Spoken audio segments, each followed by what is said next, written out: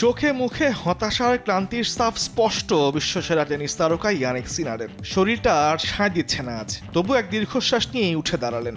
এবার আর tennis racket হাতে নয়, দুহাত উঁচু করে ভক্ত সমর্থকদের ধন্যবাদ দিয়ে সিনসিনাটি ওপেনের ফাইনাল থেকে নাম প্রত্যাহার করে নিয়ে কার্লোস আলকারেজকে শিরোপা উপহার দিলেন সিনার। উইম্বলডন চ্যাম্পিয়নশিপের ফাইনাল হারের প্রতিশোধ নিতে সিনারের বিপক্ষে মরিয়া ছিলেন কার্লোস আলকারেজ, কিন্তু তিনি কখনোই ভাবেননি এত সহজে প্রতিশোধ তুলে নিতে পারবেন। তবে সিনসিনাটি ওপেনের ফাইনালের লড়াইটা দারুণ শুরু করেছিলেন এই স্প্যানিশ তারকা। প্রথম গেমে সিনারকে কোনো সুযোগ না দিয়ে ছুটতে থাকেন আলকারাজ। সেট শেষের আগে 5-0 পিছিয়ে থেকে ক্লান্ত সিনার হাল ছেড়ে দেন। ম্যাচের বয়স তখন মাত্র 23 মিনিট। শিরোপার মঞ্চে নাম প্রত্যাহার করতেই ছুটে এলেন আলকারাজ, সান্ত্বনা দিলেন চির প্রতিদ্বন্দ্বীকে। ইনজুরির কাছে হার মানা সিনার ভক্তদের কাছে চাইলেন ক্ষমা। ম্যাচের আগে থেকে আমার শরীরটা ভালো লাগছে না, ভেবেছিলাম রাতারাতেই ভালো হয়ে যাব, কিন্তু অবস্থা আরো খারাপ হয়ে গেল। ভালো ম্যাচ খেলতে না পারায় আমি খুবই হতাশ।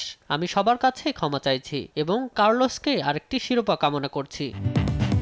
অন্যদিকে নারী এককে জ্যাসমিন পাওলিনিকে হারিয়ে প্রথমবারের মতো সিনসিনাটি ওপেনের শিরোপার স্বাদ পেলেন ইগা সোয়াটেক। জ্যাসমিনকে সরাসরি সেটে 7-5, 6-4 গেমে ব্যবধানে হারিয়েছেন এই পোলিশ টেনিস তারকা। তামিমুর রহমান, স্পোর্টস ডেস্ক, দেশ টিভি।